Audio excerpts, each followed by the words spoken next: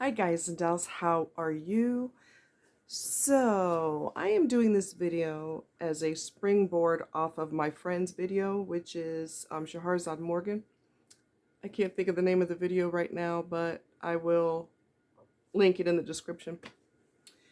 She was talking about how she wants to help incels, which are involuntarily celibate, for those of you who don't know, and help them with their anger and when she talks facts about things that she has experienced in her life, men get angry and they go off on her, which is illogical. How can you go off about something that is someone's experience?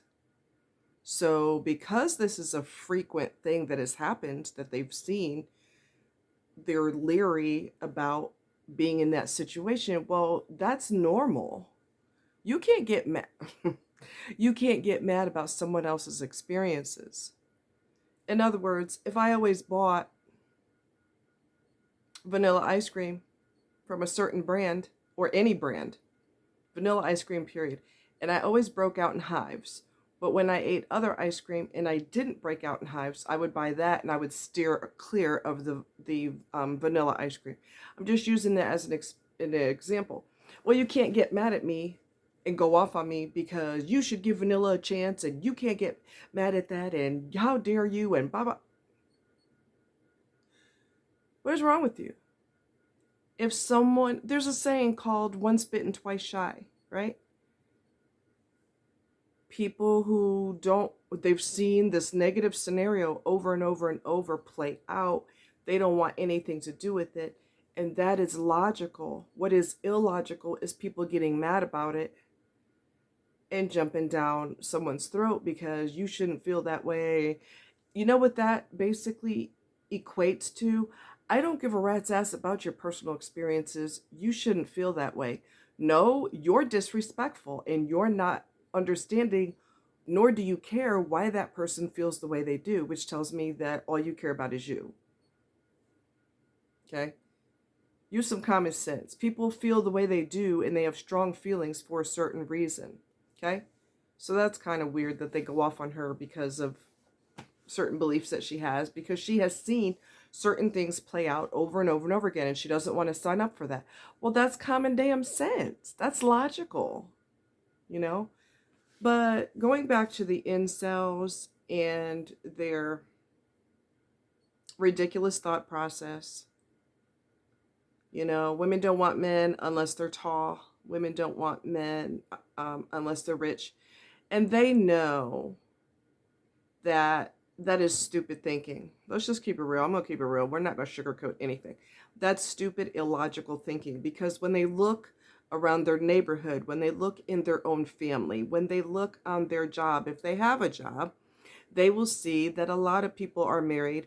A lot of the men are married. They're not tall and nor are they rich. So they see this with their own eyes, but they want to continue to argue because they were brainwashed to think a certain way. And so that's the way they're going to think, contrary to what their eyes see. That's the opposite. They're going to say, no, no, no, no, no, no, no, which tells me that you're stubborn and you don't have the ability to get past your own thought process, which tells me something's wrong with you. If you see something to the contrary, but you refuse to see it, you refuse to look, no, no, no, I know what my eyes saw, but they didn't really see that. Now you're being ridiculous. You're being ridiculous and absurd. You know that you see to the contrary. Everybody married is not rich. There's only a tiny percentage of people that are rich, period. And the rest of the people in the world are not single because they're not rich. A lot of people are in college, and you're more poor in college than at any time because you're trying to get your education and you haven't gotten your degree yet. So you're busting your chops to get the degree. So, and a lot of them are married and having kids. What are you talking about?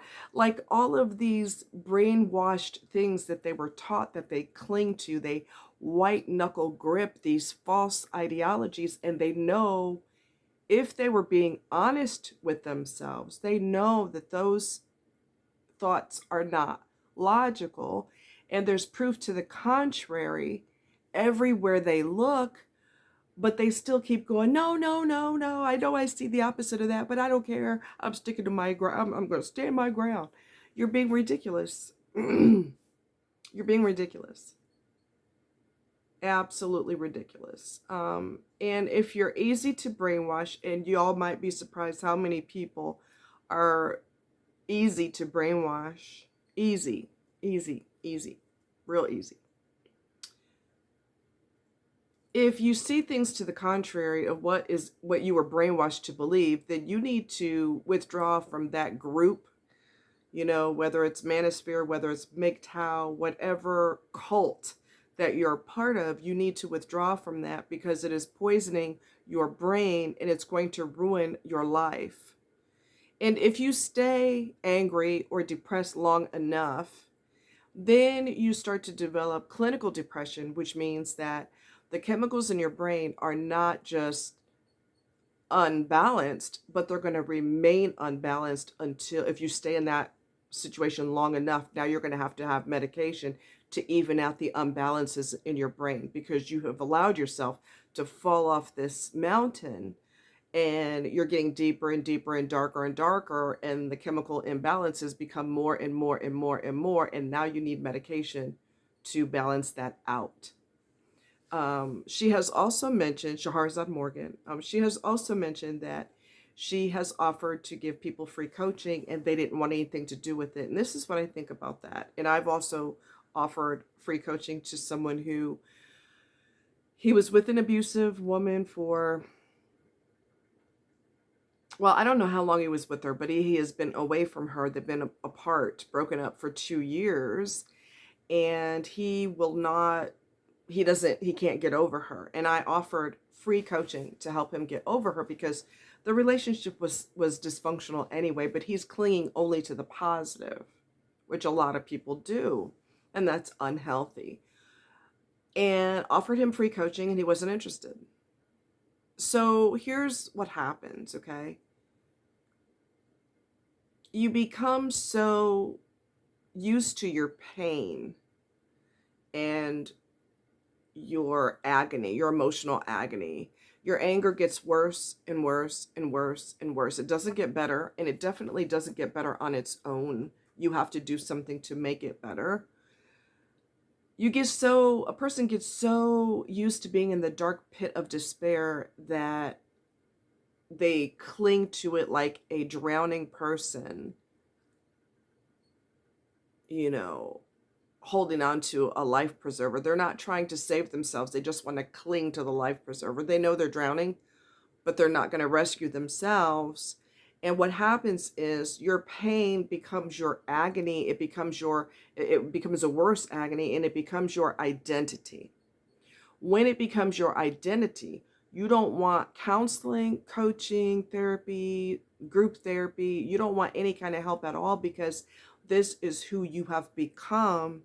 And I feel that they're so comfortable with their anger and their depression that that's their identity. And they feel that if they get help for it, their identity is being stripped away. This is who I have become. And if that is managed through therapy or coaching or whatever, then who am I after that? Because this is who I've always been, or this is who I've been all these years.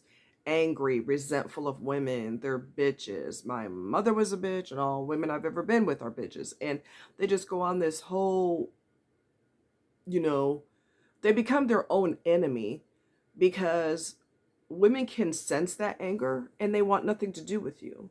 So your biggest fear is being abandoned, but you create your own fear through your attitude and through your anger.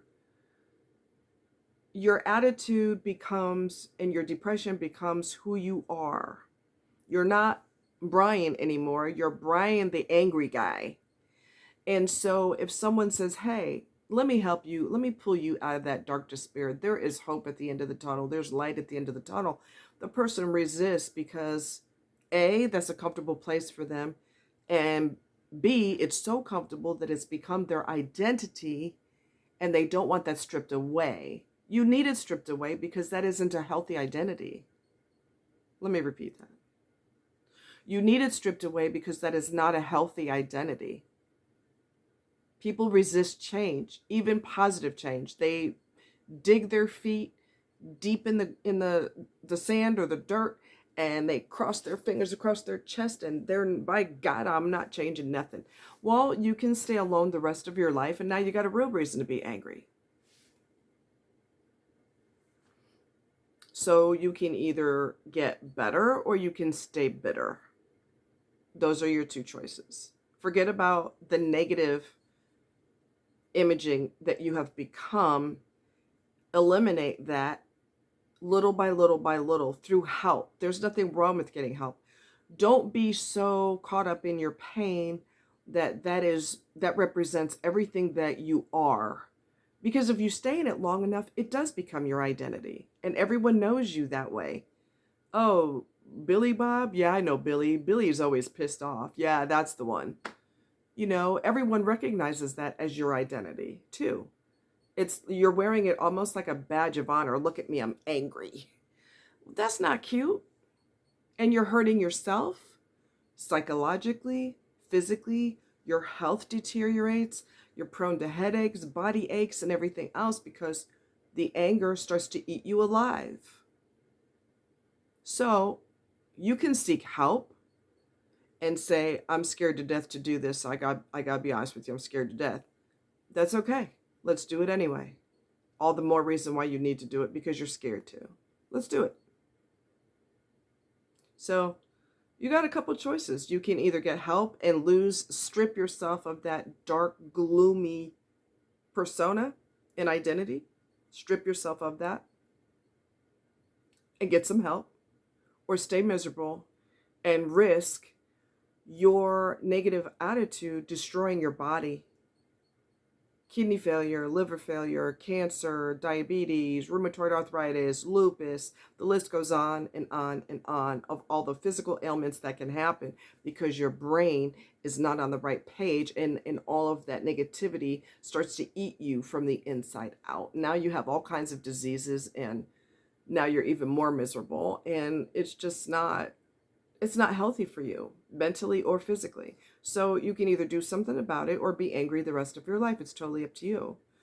But no one can help you unless you want to help yourself. So it's easy to complain about things and to tell everybody with ears how so-and-so did you wrong and this went wrong and my life is this and that and women are this and men are that. You can stick to that if you want to, but that's not really getting you anywhere.